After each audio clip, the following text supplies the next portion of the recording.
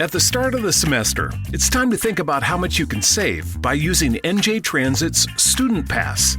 College students can save an extra 25% on their commute on the train, bus, or light rail. This is a major savings that could keep cash in your pocket. Every student needs more cash. That's a known fact. So visit your college website or njtransit.com/studentpass and start saving. Operation Domination is underway. The ultimate game plan to dominate your NFL experience. With your hosts, Dan Mader. Last but not least, on Sunday night. Thornton. Yeah, I mean, I got him. Chris Dowhouse. Get him, Chase. Get him, Chase. And Adam LaRue. No, not necessarily, but it's again the same. Don't hope to win. Be great and dominate.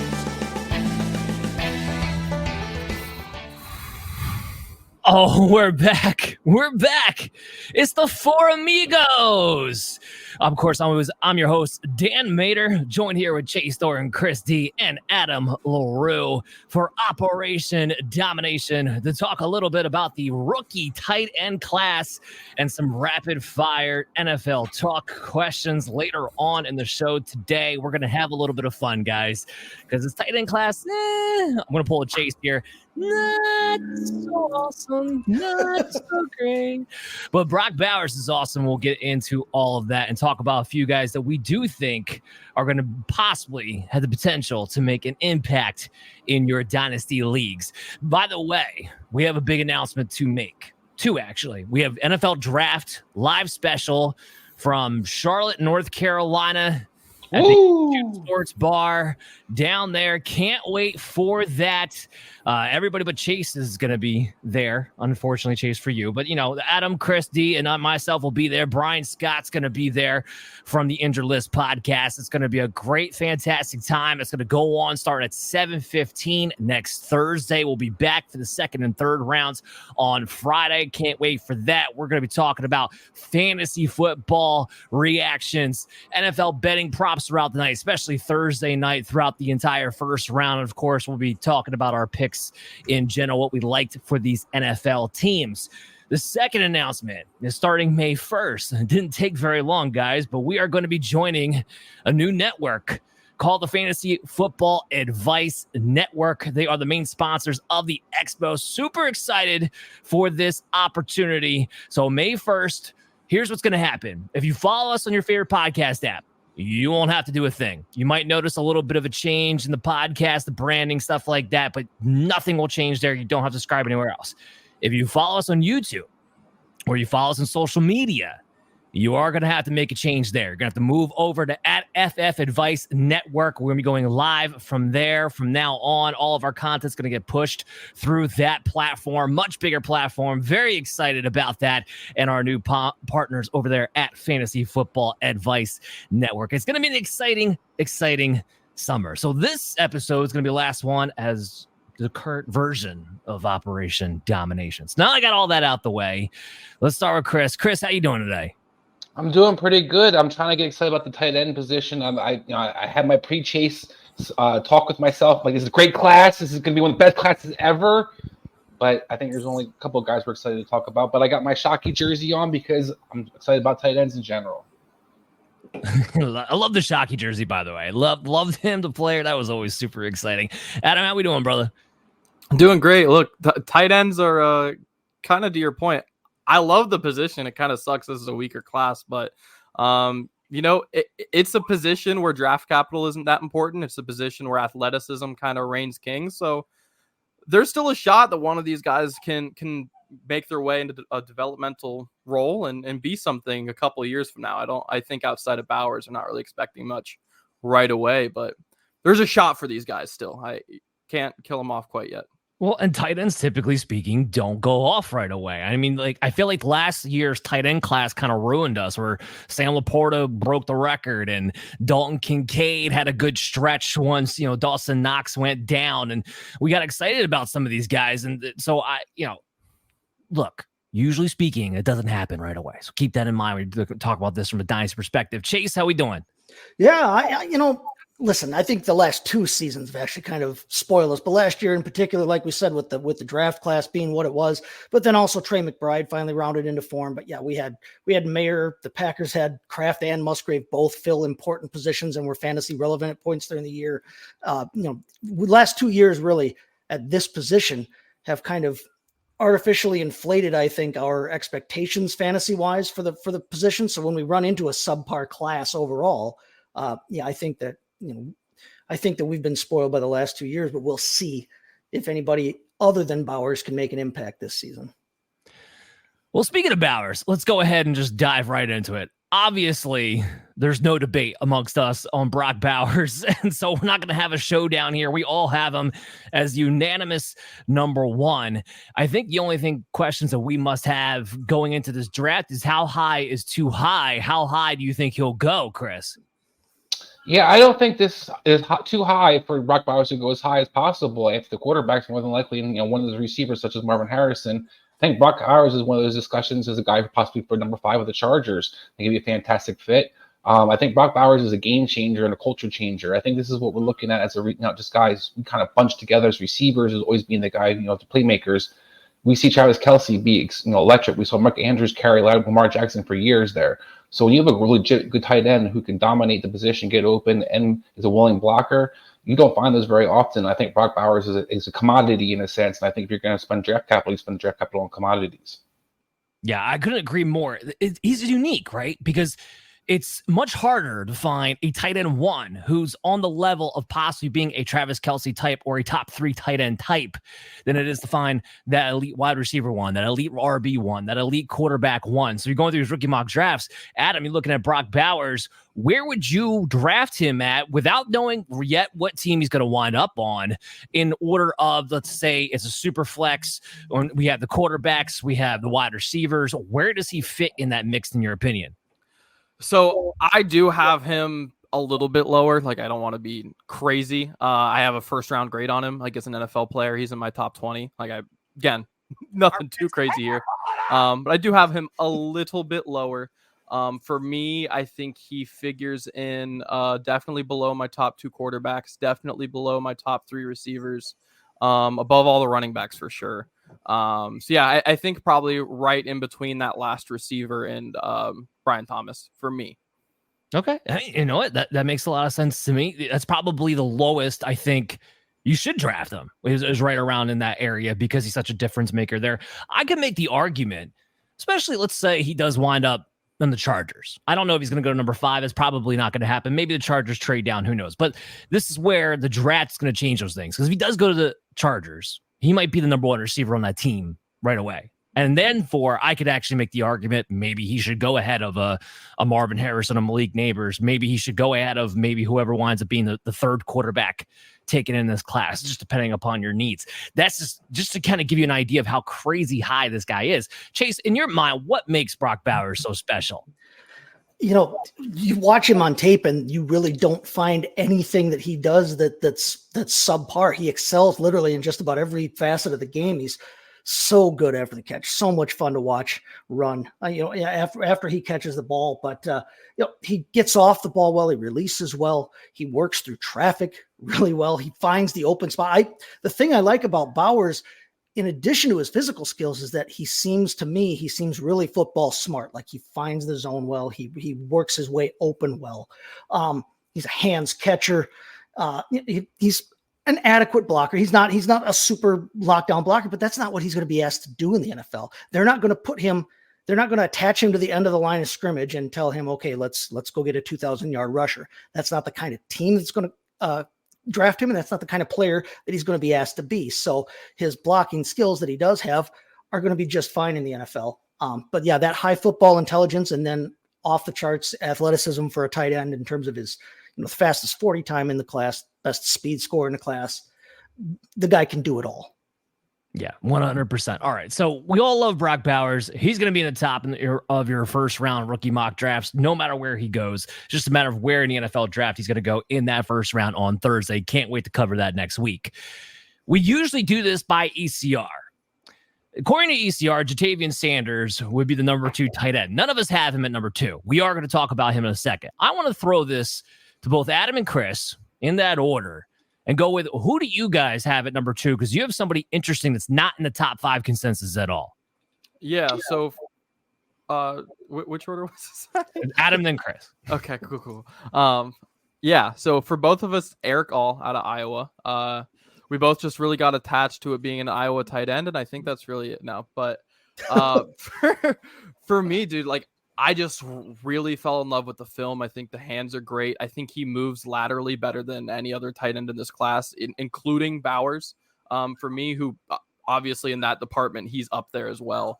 But yeah, if you just don't find many tight ends that move with the quickness he does. I know he has a lengthy injury history, back-to-back season-ending injuries.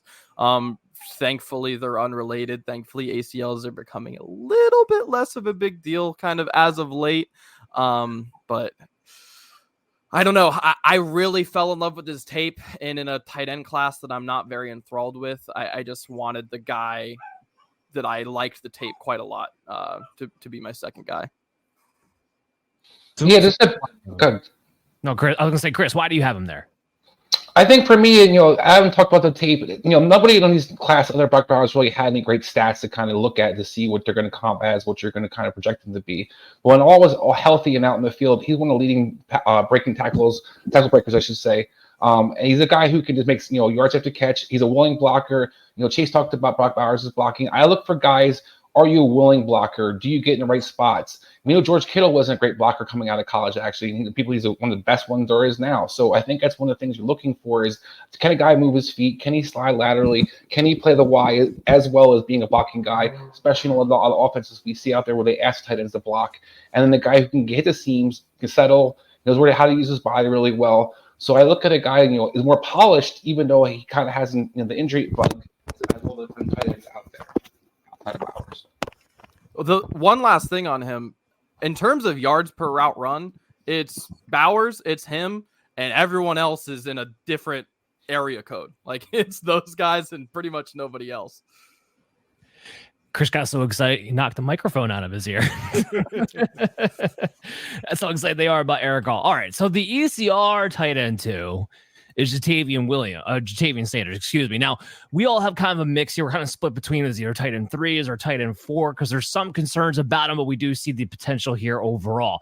So, Chase, when you're looking at Jatavian Sanders, why is it that you don't have him in line with the consensus, and what is it about him that you do like? Well, what I do like, he's strong at the point of the catch, and I think he's got really good hands. He is athletic, especially position wise, he's an athletic player, but he doesn't necessarily match up with some of the other players in this class, in my opinion, athletically. Like I said, I like his catch ability. I like his hands, but that's good because he needs to be sharper on his routes and separate better on his routes from what I'm looking at. In the NFL, when he gets to the NFL, he's going to have to get away from guys better. In college, he could use those strong hands to take balls away from guys and then make it work, but it's not going to be that easy when he steps up here in competition. He's not a very good run blocker from what I looked at, from what I saw. And hey, he tied with Jared Wiley for the first team all Big 12 tight end because they couldn't make a decision between that, and nobody's got Wiley at number 2 as well. So I don't see him as a transcendent talent. He's definitely a prospect that could be exciting, that could have, but it has to be the right spot for him. And I don't know that anybody's going to, be jumping at the bit to get this guy like they are Brock Bowers and with all the receivers that are in this class. Here's what's interesting about Jatavian Sanders. He's either going to be a nobody or he's going to be fantastic. And the reason why we can't get a read on it goes back to what we talked about in previous weeks, where nobody in Texas, as great as the skill set players were all that productive. So it's kind of hard to tell to some degree exactly what you're going to be getting out of any of these guys. His measurables are just good enough. And that's essentially what it boils down to. Does that mean he takes that another step and develops into something? We'll have to see.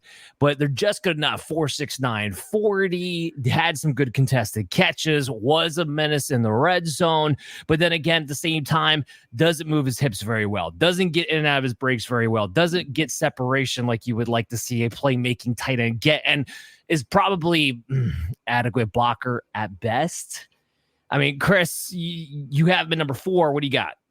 Yeah, I don't think he's a good adequate blocker at all, Dan. I don't think he can block a lick. I think that's part of the problem for him. Yeah, I know. I appreciate the niceness. I'm not going to be as nice. And I think the thing that keeps him in the top 5 for me, honestly, is it's not the talent.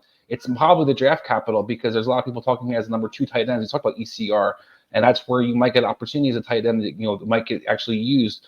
But as a guy who's going to still be on the field, I don't see it, Dan. Like you talked about, he flex him out. Who's he going to beat off of coverage? He doesn't run great routes. He's not very polished. And then you're going to put his hand on the ground, and he's going to block who on what kind of defensive ends or outside linebackers. So overall, I think this guy might have a quick little burst maybe into the pros where he's getting featured a little bit early. But once you see his kind of skill set, he's going to fade into black. And I just think he's a guy not worth investing your draft capital in.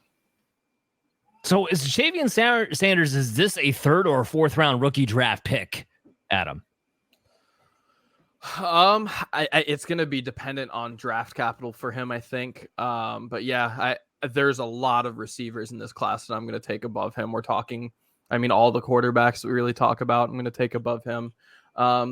Look, for me, I agree exactly with what you said, that he's either going to be a nobody or he's going to be really good. And the one thing that kind of works in his favor is that I think of this tight end group, again, and when I talk about things like this, I have to preface with outside of Bowers, because he's on a different level from these guys. But outside of Bowers, he probably has the best hands of the rest of the group. I think he did.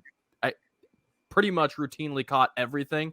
And there were quite a few guys with some drop issues in this group. So at least he's consistent in that area. I did like his in-breaking routes, although everything else kind of, Chris, to your point, he's not the sharpest route runner, although the route tree that he was given was surprisingly one of the better ones. But again, that's more relative to this class. But at any rate, for me, I think we're hoping for him being like a 3rd round rookie draft kind of guy in Dynasty. But man, if the draft capital gets bad, he could be 4 or out. Yeah, I don't disagree. So the next guy we want to talk about, he's the number 3. All of us are lower, and that's Ben Sinnott. All right, so why is he ECR number 3? I can make the argument from the sense of he can do a little bit of everything. He is a decent pass catcher while also being one of the better blockers in this class. Not fantastic, but he can get the job done.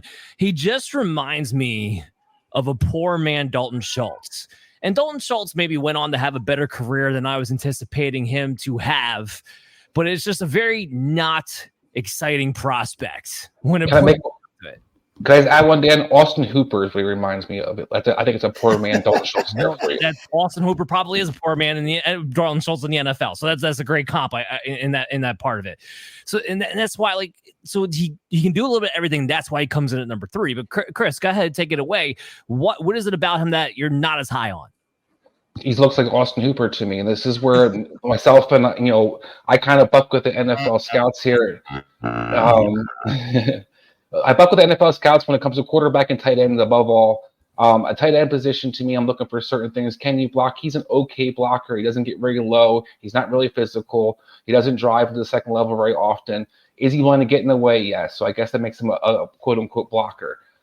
Is he going to be a guy that you can flex out and get mismatches with? No, he's not going to jump over anybody. He's not really going to separate. So he's a decent tight end that maybe gets on the field, but we've seen those guys like Austin Hoopers, like Jay Stenberger, get drafted, higher, 3rd, 4th round. Everybody talks about what they can do, and you see it. When it comes down to it, you have to be special to be a tight end in a sense. You gotta get open consistently and be able to flex out, or you got to be a hell of an athlete. Otherwise, you're just not getting on the field. Yeah, I don't disagree. I think that pretty much echoes all of our sentiment. I don't want to spend too much time on a guy that we don't think it really has that much of an upside. Here's what I do want to do. What's the big idea? Chris, since you're on a roll anyway, you got something you need to get off your chest? So, yeah, I have a couple of things, but I'm just going to start with this one for this show particularly because I'm talking about tight ends. And I kind of hinted about it earlier about draft capital and what you spend on Buck Bowers. I think it's absolutely asinine that we're talking about where Brock Bowers should go. Should he be a top 20? Is top 10 too high for him? We talk about guys who win. I'm tired of hearing about guys who win, based on what they did off the field, or they're so committed and they study so much hard. Brock Bowers is a game changer. You see it when he's on the field. That Georgia offense gets a spark. The whole team feeds off of him. That's a culture changer. That's a game changer. And they're the guys you spent your draft capital on. They're the guys that can be something different for you to move forward the next decade on. So for me, when we look at these guys who bring in energy like Jeremy Shockey did to the Giants back in the day and are able to kind of change the offenses around them, you don't even always rely on the receivers on the outside to be guys, particularly how offenses are run, where we see right now, if you can attack the middle of the field and you can get yards after catch, you can be very effective. So someone like Brock Bowers, like a Travis Kelce, like a Mark Andrews, you alluded to earlier, Dan, they don't come around very often. And when they do, they're outstanding. Tony Gonzalez played almost 20 years in the league and was awesome fantasy-wise and in real life for a long, long time. So was Antonio Gates. When you're really good at a tight end position and you know how to use your body, you know how to play football, you're going to be a star. So for me, this is one of the things I'm just tired of hearing about where Brock Bowers should go. Brock Bowers should be one of the best players drafted. What's the big idea? All on the Brock Bowers chain all day, every day. That's what this class is all about. I love it. Here's what we're going to talk about next, though. We're going to talk about Cade Stover, and we are finally going to get into one of our showdowns here. Former basketball player, one of the more athletic tight ends, ECR tight end 4 coming into the draft right now. Actually moved down, was number 3, but we got a showdown between Chris and Chase.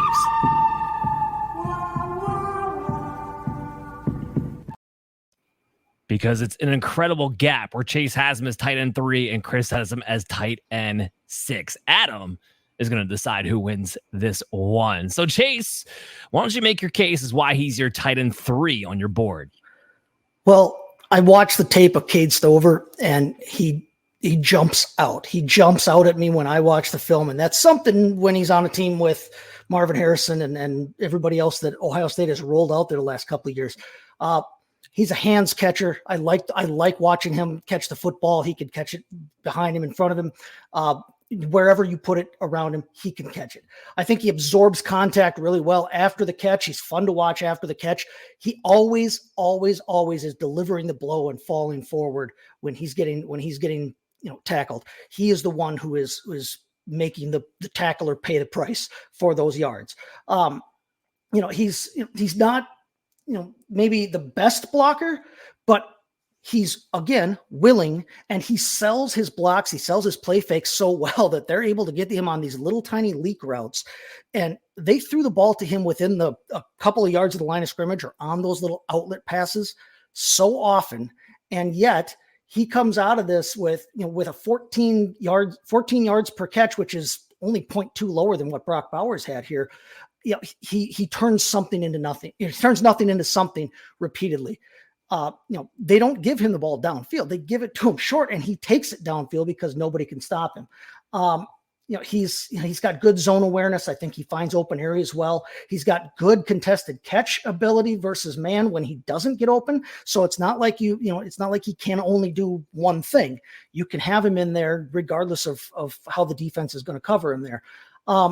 And then, one of the things that drove me nuts about Jatavian Sanders, when you look at their dominator rating, Jatavian Sanders can only muster just over a 15% dominator rating. Cade Stover has been on a football team that has run out, how many guys at the wide receiver position in the last 3 seasons? How many top level talents in the last 3 seasons in Cade Stover's time at Ohio State has he had to play with? And yet he could get himself a 21% share of the targets in that offense. That says something. That's a guy that really is a playmaker and that offense wanted to use. Jatavian Sanders might be a playmaker in some people's eyes, but Texas did not go to him like Ohio State was willing to go to Cade Stover. I like everything about him from that standpoint. He's faster than Sanders in the 40 time. He had a better speed score, and they're almost exactly the same size.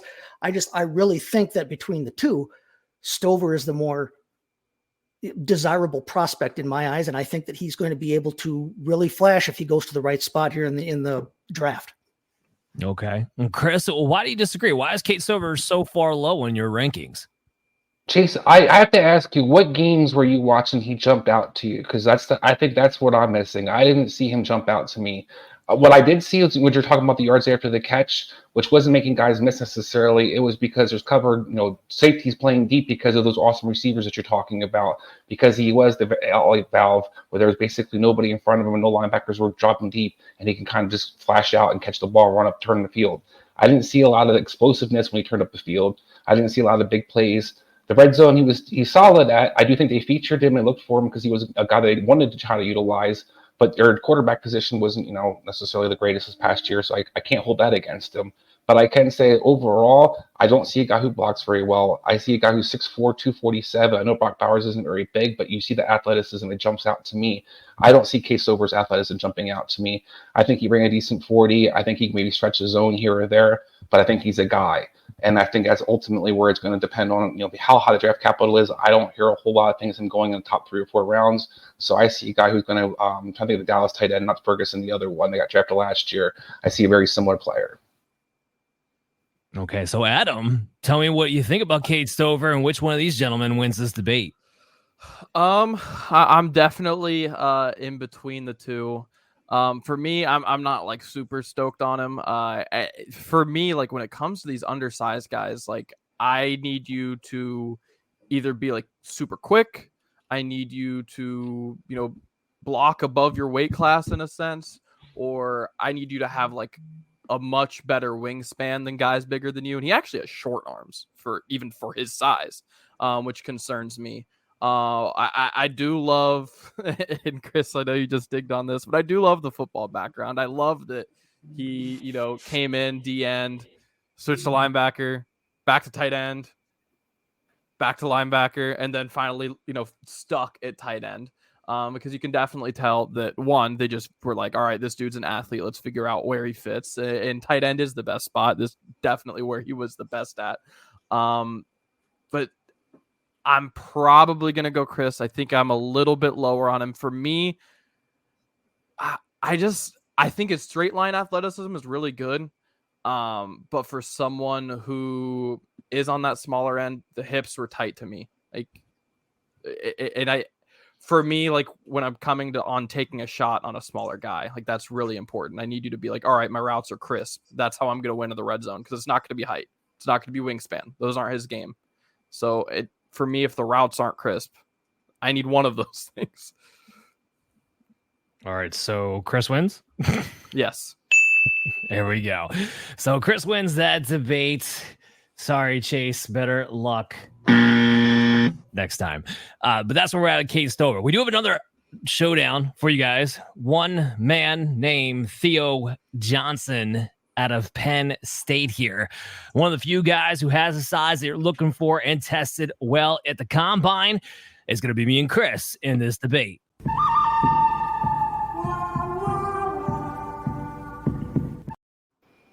So I have Theo Johnson as my number 2 tight end. Chris has him at number 4. I know, such a wide gap between the two, but we got to pick him where we possibly can here.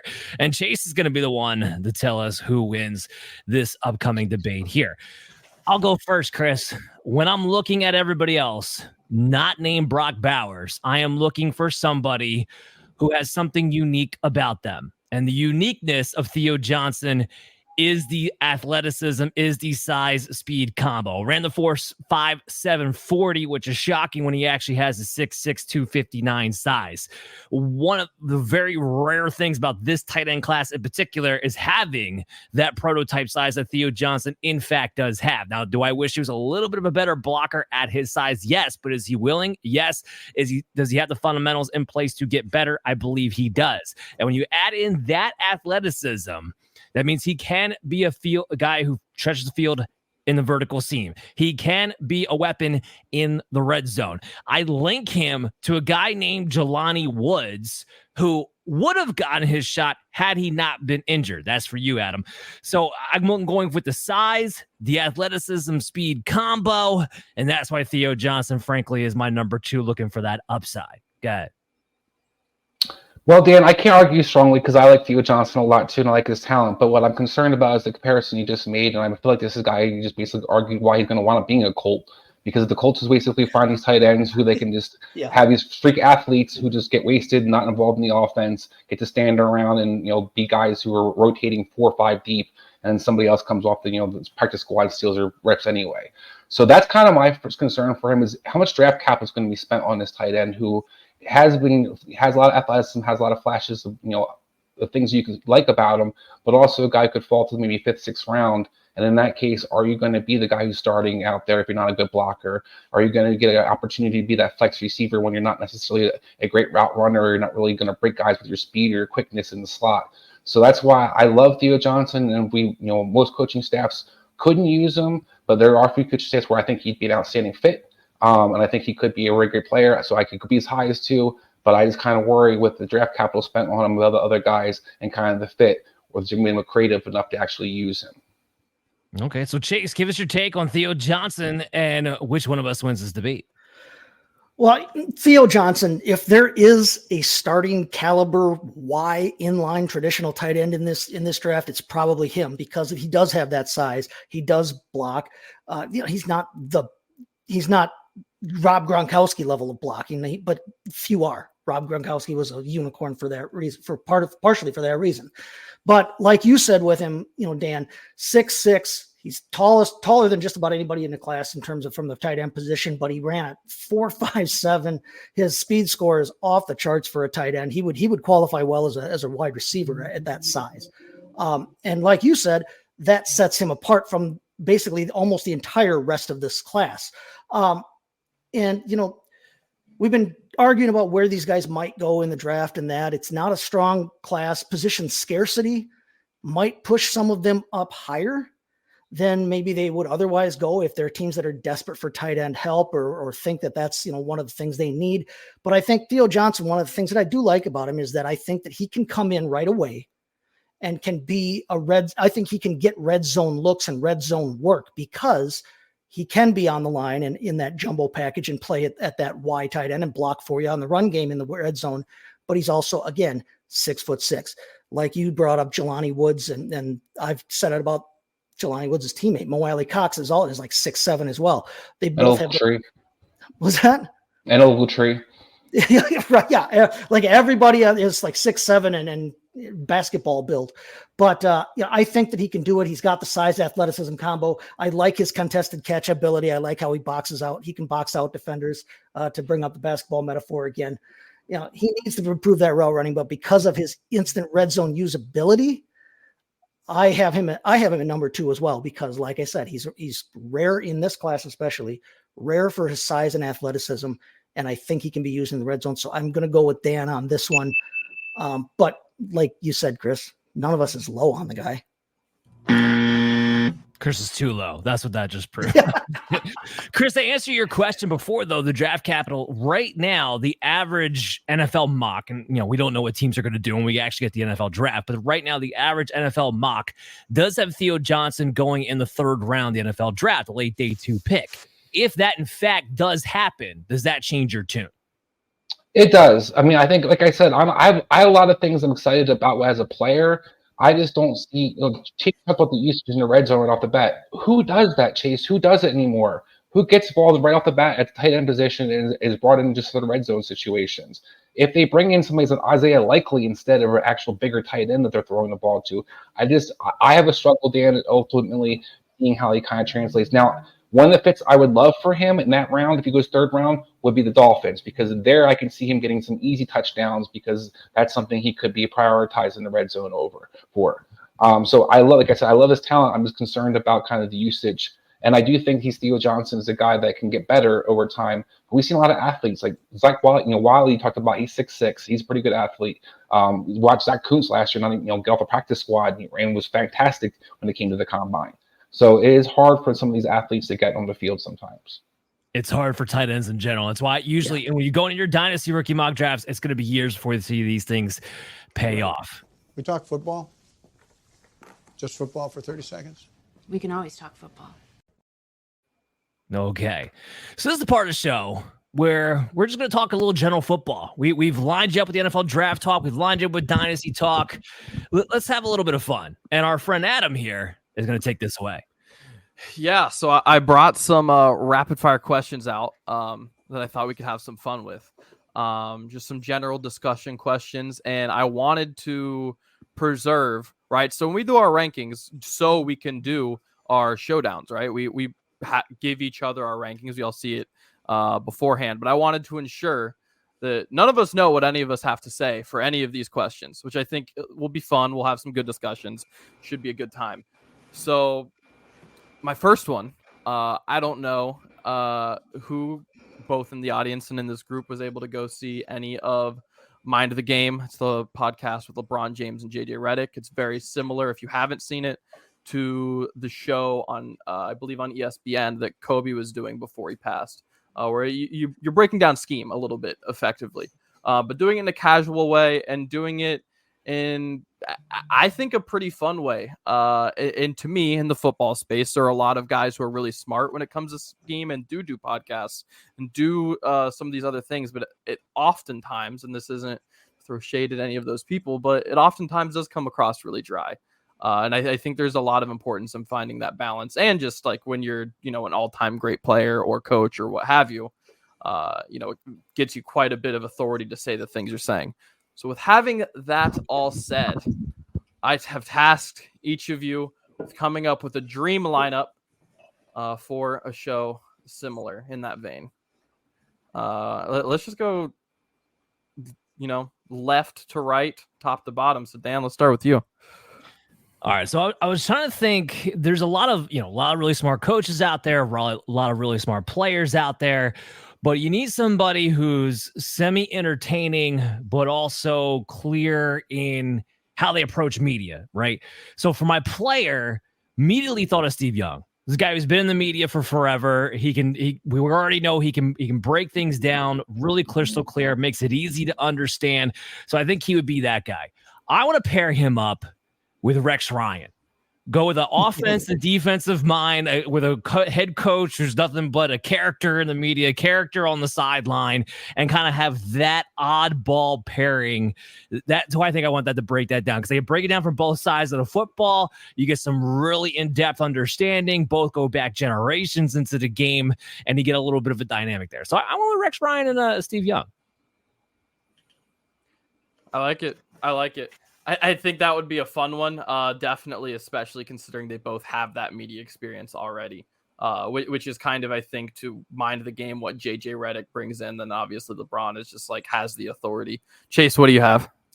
I like you. I was thinking, well, okay, who might be entertaining, who might be fun to talk with, but also is intelligent about the game today and has a connection to the game today.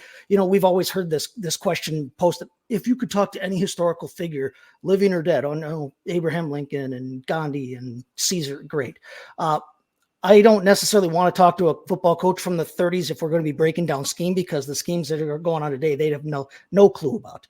So I have actually selections for all three phases of the game: offense, defense, and special team. But on offense, I went with Mike McDaniel, because I think he seems like a goofball and a riot, but I think he's a really good offensive mind as well. I think he could help break that down, but also be fun to watch at the same time and fun on TV. And I don't want to listen to his voice for an hour, though. That would be the only drawback to that. And I thought it was ex-players or past players, past coaches. Sorry. I mean, with someone I've got some ex-coaches and players coming up. My ex-player to pair with him would be Peyton Manning, actually. And I know that's a chalky pick, but again, football mind, connected enough to the past of the game, but also connected enough to the present scheming of the offensive game, that I think Manning and McDaniel could be a really fun pairing to watch on TV. Defensively, I went with three. Coaching wise, Bill Parcells and Tony Dungy. I would really like to listen to the two of them break down the defensive side of the football, talk about the Tampa 2, talk about the 3-4 defense, talk about everything that these guys have done in the league. Pair them, because I'm an ex-defensive back myself, because I like defensive back play, and because we're going for entertainment value here, pair them with Neon Deion Sanders. Because, there's a guy that excelled at everything he did on an athletic field, football or otherwise. It would really be fun to hear his take on the breakdown. And then in special teams, two guys, ex-players, Steve Tasker, maybe the greatest special teamer of all time, just in that phase of the game.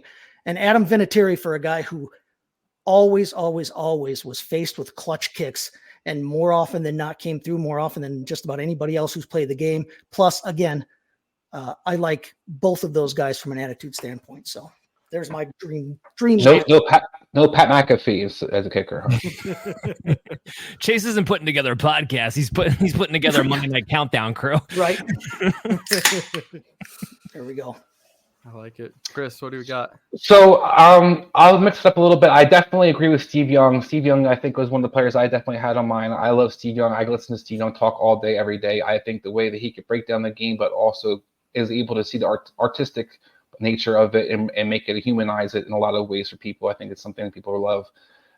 For another perspective, I would go with Mike Singletary. Mike Singletary to me is a very intense guy, a guy who plays defense, and a guy who I believe that knows every place they're supposed to be on the defense. He knows everybody's assignments. Played 46 defense, played different schemes and hybrid schemes throughout his career. So as a guy who I definitely trust and definitely an intense guy. And then to kind of balance that out, I like Peyton Manning as a great example, but I'll go with Bruce Arians as my other guy. Bruce Arians, to me, I like the aggressiveness. I like his tenacity. I like his cursing. I like his way to just give no bullshit to you and tell you how it works. And I think he'd give a great perspective of both offense and defense and how to kind of go balls to the wall. So that's my three. I like that. I like Bruce Arians a lot, actually, and he was one of my considerations.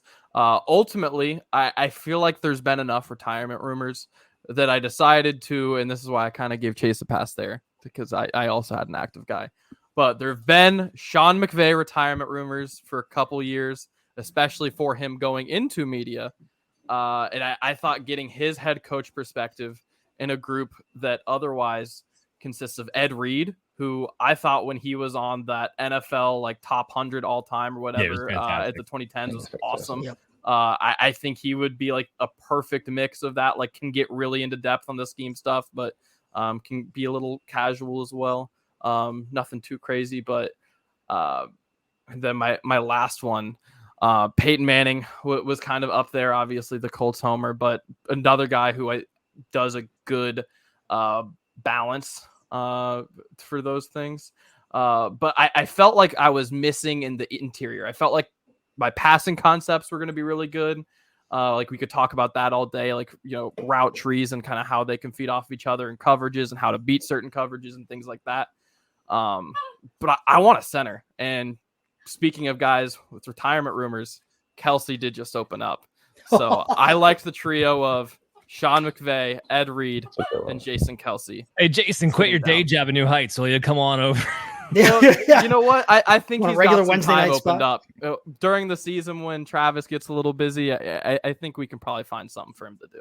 Can I put this out there? I'll listen to Peyton Manning all day long, as long as we can get him away from his brother. Like it's no Eli, no Eli, none of us mentioned Eli. That Monday night crew thing, like I liked it at first, but I can't take the both of them together for that long a period of time. It's just I don't know what is too much. I don't know, too much forehead. I don't know what it is. I got to give a shout out one of the considerations of Tony Romo. I mean, he does a great job breaking down the games. I know. I agree. I agree completely.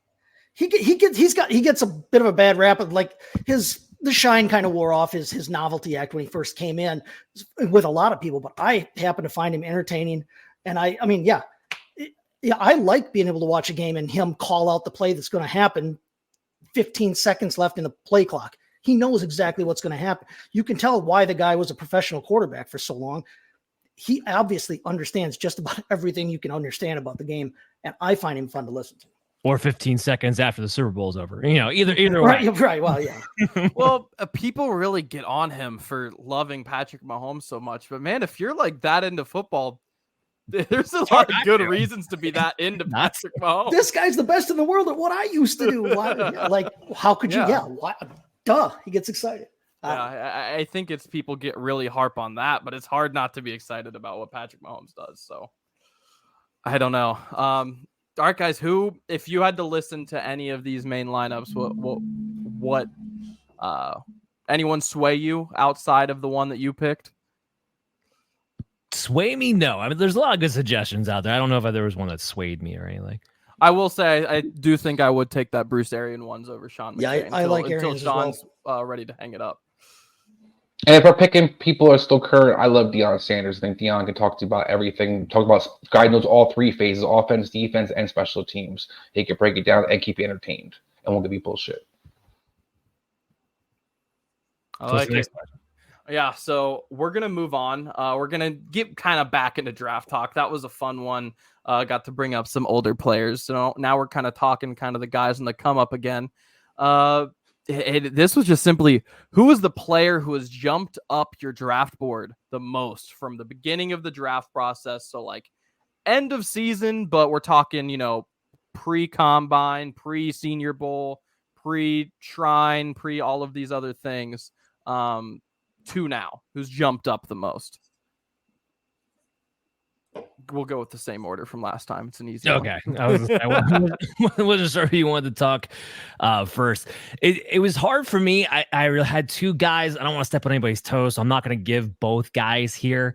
But for me, it had to be Ray Davis. As you guys know, we go back to the running back episode we talked about a few weeks ago. I have him all the way up at RB6 because I'm just very impressed with the guy as far as his balance. Even though he's a little bit of a smaller size, he still runs with a lot of power between the tackles. He still has a second gear to hit to get to that second level and be able to open up for bigger plays. And I think he's somebody who can actually come in and do it all. I think he's a Blake Corum type. I don't know if he gets the draft capital of Blake Corum, but I actually think he's a little bit more explosive than Blake Corum is. I like him a little bit more. I just don't know if he's going to get that same opportunity that he's going to, and that's the only question. So Ray Davis for me was somebody who wasn't on my map at all coming out, and then going into the draft process, I'm watching the film on this guy. He tests solid enough at the combine that he can be a legitimate NFL prospect. So he had to be the guy who skyrocketed up my board from being somebody that I wasn't even thinking about to, if he goes in the 4th round or possibly better, he's going to be on my radar come Dynasty rookie mock draft time. So Ray Davis had to be the guy for me.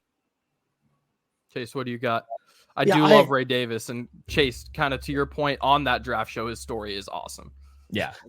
Like I agree with you. He was actually my number 2 choice here. So I'm glad you didn't name everybody, because who the hell knows who else we got, but he shot up my boards as well. But for me, it's another running back, Will Shipley. It's a guy that I had ranked really high on my rankings. If you go back and watch the running back episode that we did a couple of weeks ago, he's a guy that, like you said, was not really on my radar at all at the end of the season.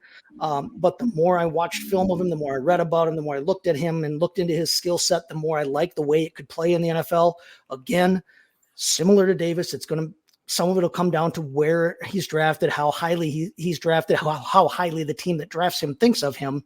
If he goes to a great situation, I think the sky's the limit for him fantasy-wise, at least for a couple of years. So Will Shipley would be the guy for me. Very nice.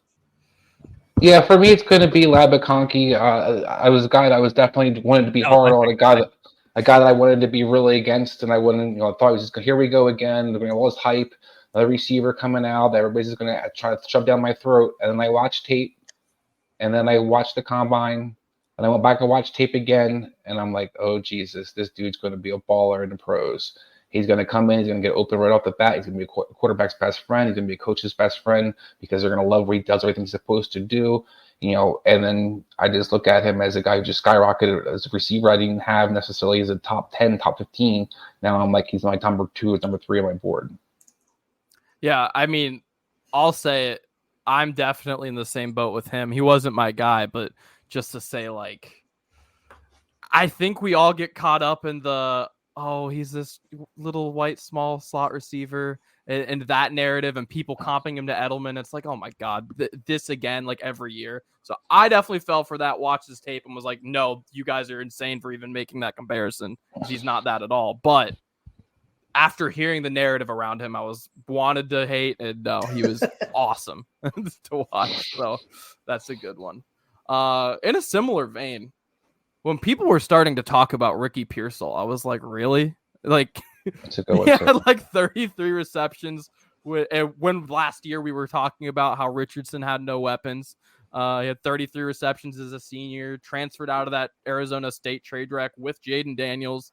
So it's like, all right, are we talking about Jaden Daniels, an NFL quarterback? Or are we talking about the weapon he got rid of as an NFL receiver because it's which one, but there is clearly a really big development with him. His route running and hands were both fantastic. So he's in my top 10 and definitely not someone who I thought I would even care about as like a 5th-year wide receiver who, again, hadn't really done much until this past 2 years. Prior to this one, he had done like a little bit, but like we're talking like, oh, you're an okay college wide receiver, not like, oh, you're an NFL wide receiver. But he definitely took a leap that I didn't quite expect. Yeah, it's a good one, Adam. It's another guy I wanted to hate on, and I watched him, and you saw the athleticism in the combine top it off. And you're like, okay, this guy attacks the ball. He's going to be a hell of a matchup in the scene, and then he can actually play outside as well. And the stats didn't match that, but the talent did. Dan, did your other guy get mentioned? Yeah, Chris said Ladd McConkey. That was my other guy, and I kind of had a feeling he might be the one to bring him up. So I didn't want to put that out there. But yeah, look. He didn't get to play all season long because he had to deal with some injuries. So that's part of the production issues. But the second he comes out and runs a 4.39, and you already knew he was a great route runner. You already knew he had great instincts in zone coverage to find the open hole.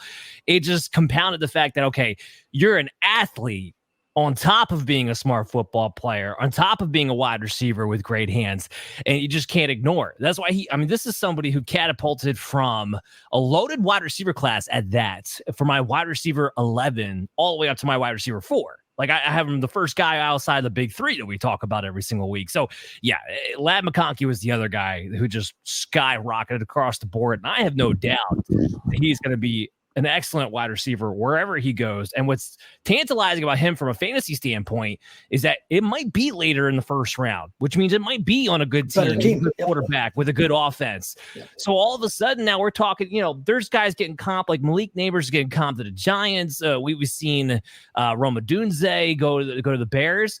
Ladd McConkey might skyrocket all the way up to my number 2 if a situation like that were to happen. So he's somebody who's definitely has to be on everyone's radar and will be a fantasy payout early.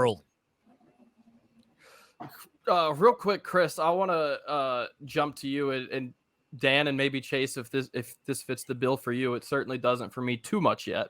But I'm now getting into kind of my general like top 75-ish players, right? As we do the draft show next week, I've been focusing more on the fantasy relevant prospects. Now trying to get a little more well-rounded outside of that. And I'm starting to go through my guys, get my top 5 to 10s at some of these other positions. But for either of you or Chase, if you've seen a bunch, is there anyone that fits the bill outside of the guys we've talked about, in any of our fantasy shows so far? You're talking about positions? Yeah, like positions outside of the fantasy relevant ones. Is there anyone that has really improved their stock, you think, over the last couple of months? In your eyes, at least. I think overall, the receivers, in my eyes, did. I know it's going to be a deep receiver class. We stopped talking about that, but actually seeing some of the guys like a Donnie Mitchell, like a Franklin, the way he could track the ball. I think when it comes down to it, you're going to see some guys that maybe get forgot about in the 6th or 7th round. And the guy that kind of jumps out to me is Washington from Virginia.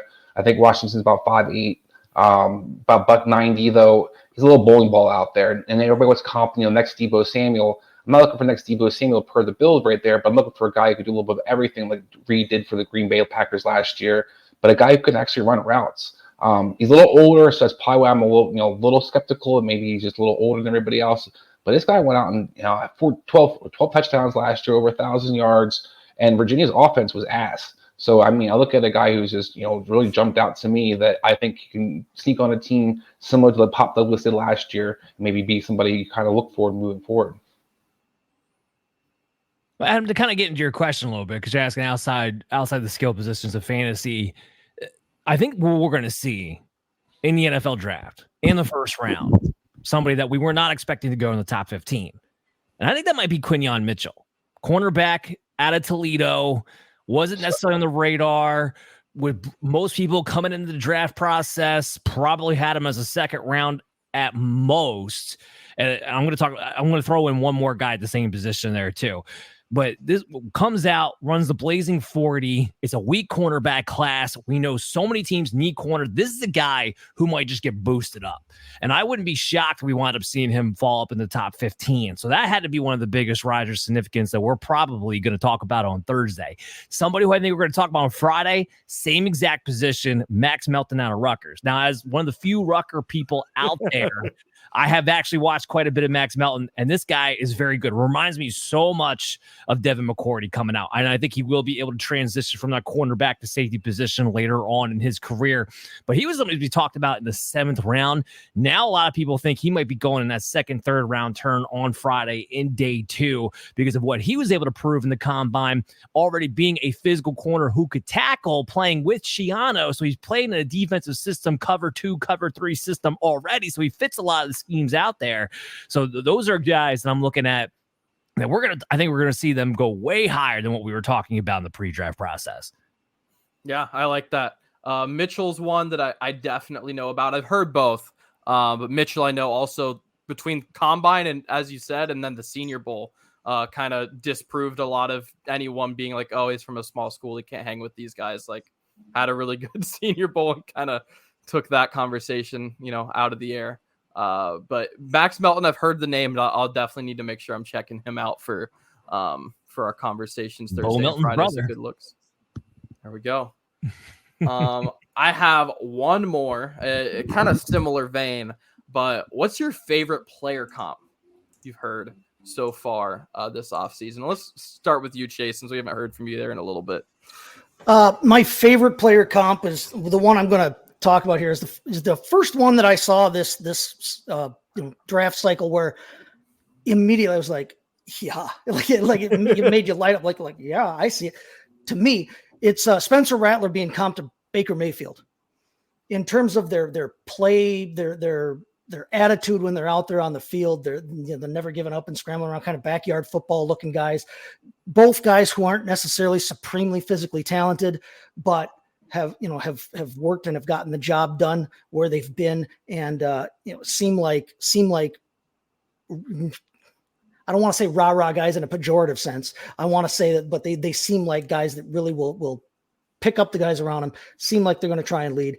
I really liked the Rattler to Mayfield comparison just from those standpoints, and it jumped out at me right away where it wasn't like, yeah, I see it. It was like, yeah. Well, that build is about perfectly right too, right? Like these are both guys who are on the shorter end, but thick. Like you're not like when they get hit, you're not worried. They're like, they're athletic enough. They can move around. They do move around. They make those throws off schedule, and they're always off schedule. That wasn't Rattler's fault. His offensive line was absolute horseshit this year, but they're, like I said, play style and physical build. It all just clicked for me when I saw that. I was like, yeah, that makes sense. To that offensive line point, I'm pretty sure I read that he was pressured on, what was it, like 38% of his dropbacks? It seemed like 83%. You may have been dyslexic on that because he had a guy in his face every freaking dropback. All right, Chris, who do you have? Any favorite comps? Yeah, so the one that stands out to me that I really liked, and it's kind of maybe blasphemous in some senses, but I think Jaden Daniels and Tyrod Taylor. I thought that instantaneously I saw the comp, and I don't think he's a top 5 pick in my opinion of Jaden Daniels, but I think that you look at the player, what Tyrod Taylor brings to the table, a good guy, could throw the ball down the field, can run around a little bit, kind of questionable how he reads defenses, accuracy can improve sometimes, but he can make all the throws that you kind of look for. So I think a guy who can move the chains, does it different ways. The build's very similar. Even the skill set, I know Jaden Daniels didn't run his 40, but I bet you Tyrod Taylor probably would have ran a similar 40 that he did too. I think he looks the same athlete to me.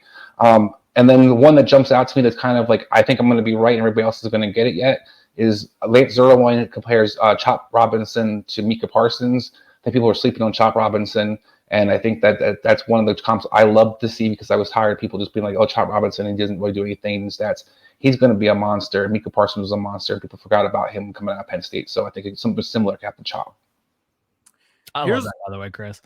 Chop Robinson's one of my favorite edge guys, and I've ranked him actually as my number 1 edge guy. And he's another one who's going to wind up in the late first round. He's going to just blow the doors off on a good playoff team. I love that a lot. He's like the quintessential Ravens pick there at the end. Yeah. Ooh, what do you think about that? That's a good one, Adam. It's a really good one. Yeah, here's one that I think you're gonna like, Chris. Kind of speaking of, because I know you like the player. I don't think the talent's quite right, but the skill set's there, and literally the measurable size is like within a couple pounds, like within a half inch, and that is Johnny Wilson to Plaxico Burress. It's like physique is almost exact. Like again, within a couple pounds, within an inch. So I thought that was kind of funny that they were just so similarly built. Dan, what do you got? So I don't really think this is an accurate comp, but I was glad that it was giving the player credit when he's kind of overlooked a little bit, which is odd to say because he's going to be a top 10 pick most likely.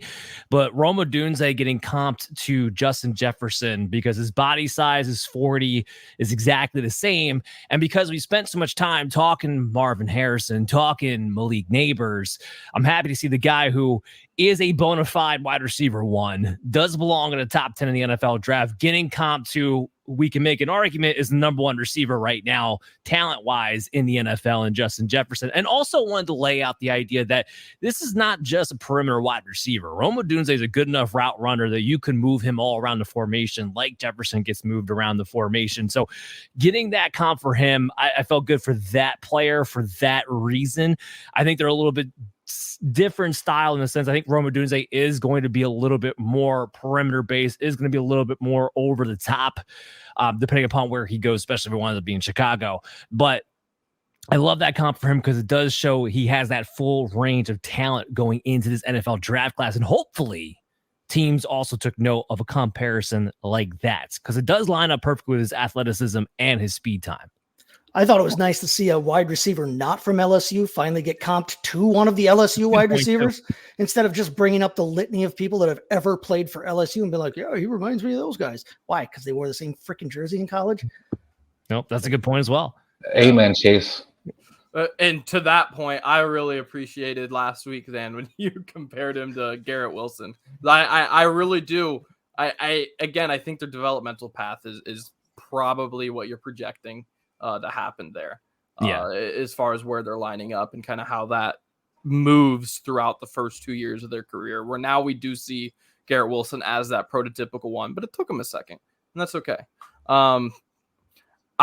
Real quick before we head out, Dan, I now want to pick your brain a little bit, and I think the viewers might like this, but where are you on those edges? You said you had Chop Robinson 1. I don't know if you meant to say that he's still there or if you moved him down, but that's a divisive group between Latu and Dallas Turner and those guys up there. So I am curious where you have those guys, because we're going to be probably talking about a couple of them Thursday, definitely through Friday.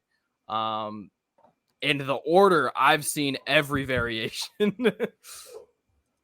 Yeah, so Chop Robinson is my number one. I'm actually not as big a fan of Latu. I think could be potentially a lot of downside with him, depending upon what kind of scheme he winds up in, because he's a little bit more of a tweener in the sense of, I think he'd be a better balanced 4-3 defensive end than expected. The Seattle, 3-4, 4-3 hybrid edge rusher type that a lot of these guys want their premier pass rushers to be on. I don't think he's that type of guy with his play style, the way he attacks the edge there a little bit. But I have Chop Robinson, then I have Dallas Turner, and then I have Jared Verse. Those are my top three guys heading into in this class. So I love all three of those guys. I don't think there's an elite edge rusher. I think Chop Robinson could be Micah Parsons, but he's not the surefire prospect, in my opinion, that Micah Parsons was coming out into the draft. I had Micah Parsons a top 10 guy coming out. It didn't happen, but that's where I had him at. So I was much higher on him. But I do like the comparison, Chris. So I don't think there's a top 10 talent necessarily in this class, but there's a lot of guys who could be electrifying on the outside. And because we're playing in a day and age where that Seattle scheme, it's kind of funny. The Legion of Boom was so dominant for so long, but it seems like now the Seattle scheme is more popular than it was then.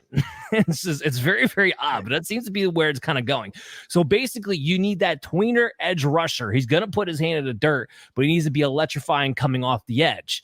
These guys versus Turner, Chop in particular, can definitely give you that. I think Latu's more of the other side. I think he's more of the strong side. He's more of the Michael Bennett type, not quite as big, but that's the more type of style he plays. So that's kind of where I have my top 4. I like it. Chris, do you have any agreement? Yeah, got a little different. For myself, I love Chop Robinson, but I have Latu actually first. Dan, he's outstanding against the run. He's got great hands. He's got more than a couple moves. I think he's going to translate quite well with pros. I do have some concerns about the injury things. He's a little bit older, so I kind of hold that against him. But against competition, such a top-notch competition, he did well against Washington top tackles. He shows up against competition he's seen all his last 3 years when he's healthy. So as the guy I have on top, I think I have Chop Robinson number 2, but I don't have Verse very far behind him. Turner's the one I'm a little more farther down. I probably flip-flop with Turner, where you're a little higher than him on I am. He's a guy to me that I look at as a guy who I don't think fits that Seattle end kind of explosiveness. Where I see him actually, the Seattle end is Bruce Irvin on the other side, the guy who's playing not necessarily the pass rusher, but the guy who's kind of is a guy that has a skill set, a Jamani Clowney type of guy, but they actually want up being better versus the run, even though they're good athletes. I don't know. He's pretty 4.46. He's pretty damn explosive coming off the edge. Oh yeah, no, but he's stiff, and I don't think he gets real low. We'll see. I'm not as high on him. I just think he doesn't have much technique when it comes to actually getting to the quarterback and getting sacks. And that technique will mean something to at the next level. You will need technique at the next level. He's not necessarily strong enough. He's just going to toss guys aside, Reggie White style. No, that's not a bad point. And Chase, just to get to you really quick, and this is something, and this is my last little question here before we head out, but Green Bay has been one of the hardest mock draft teams, yeah. I think, in this cycle. Do you have a favorite that you want to see? Yeah, right. Well, they need to finally take a first round pick on defense.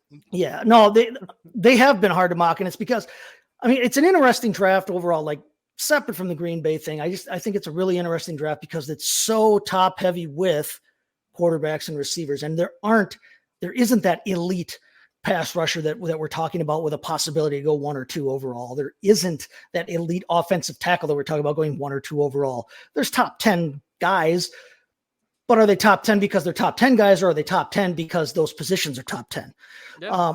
And to that point, if Atlanta doesn't get a pass rusher, there might not be a defender in the top 10. And that's no joke. Yeah. And if anybody's moving up in this draft, it's not for one of the defenders. Anybody moving up in this draft is coming up trying to get the offensive weapon they like, whether it's the guy taking a snap, the guy catching the pass, or the guy running the tight end routes. But they have needs at positions that are not spectacular, but deep enough here. Like at tackle, they need to replace Bakhtiari. They can't go into another season with the kind of the rotating revolving door at left tackle like they have kind of had since Bakhtiari initially got injured. So I could see them taking one of the tackles. There are enough big, strong, decent tackles. There's not that one guy that you really want to have necessarily outside of maybe Alt. He's the guy that's going most often in the first 10 picks, but they've got that need at tackle. I don't know that, say, Cooper DeJean, they have some needs in the defensive secondary. I would love to see them take Cooper DeJean because of his versatility, because of the fact that he's not just a safety. And I say just a safety. He's not just a cornerback. I think Cooper DeJean can step in there and can go wherever they need in that defensive backfield from down to down, not even necessarily like, oh, this year we need him at safety. Next year we'll need him at corner. I think they can move him around. He can be versatile. He can be Charles Woodson-esque in terms of the way that he gets used. I don't know that he falls to them. They're so damn far down because they had such an unexpectedly decent year. At 25, they may need to move up to get him. The farthest I've seen him fall, I think, in mocks right now is 22. But, yeah, I mean, real quick, Chase. He'll fit your needs because Green Bay drafts corners and safeties every year. So at least if you grab him, you can kind of kill 2 birds with 1 stone. Right. Yeah. Now we can look somewhere else and maybe take another freaking kicker. So Dan and I both felt the leave it to the 49ers. we both felt the pain kicker wise last year. In fact, we might have been Had we had a kicker, we might have beaten. At least the my 49ers. kicker got us to the Super Bowl. So Yeah, your guy got you to the Super Bowl. Mine missed a kick against your team and cost us probably our trip to the Super Bowl. So. Adam, real quick, on the flip side, how about the Colts? That's another team I think is pretty hard to kind of guess. I kind of want Cooper too. I've been thinking Cooper or Quinion, or if Bowers falls, Brian Thomas. Those are kind of the guys that have been in my head. You're in a better position to get him too. Yeah, thankfully. Yeah, guys, I think that was the perfect segue into what we're doing next weekend. Get kind of this draft talk going. So should be fun. Dan, what are our details there? Yeah, so again, the details, 7:15, we kick off the stream Thursday night, covering the first round. Again, fantasy reactions, prop betting picks, and of course, NFL breakdown. Brian Scott will be ready to go with his injured lists and giving us all the medical breakdowns, all the players we need to know about. Friday, we'll start at 6:15, an hour earlier, second and third round, live from the HU Sports Bar in, I think it's technically Cornelius, North Carolina, but people know where Charlotte is, and it's close enough to Charlotte. So Charlotte, North Carolina, and that's what we'll be doing the live show. That's going to be on That Sports Podcast Network YouTube channel and at That Sports Podcast social media pages. So that's what we got going on next week. And then the week after, 5-1, when we come back for our rookie mock draft, post NFL draft, we're going to be with the Fantasy Football Advice Network with our new place at FF Advice Network on YouTube and on social media.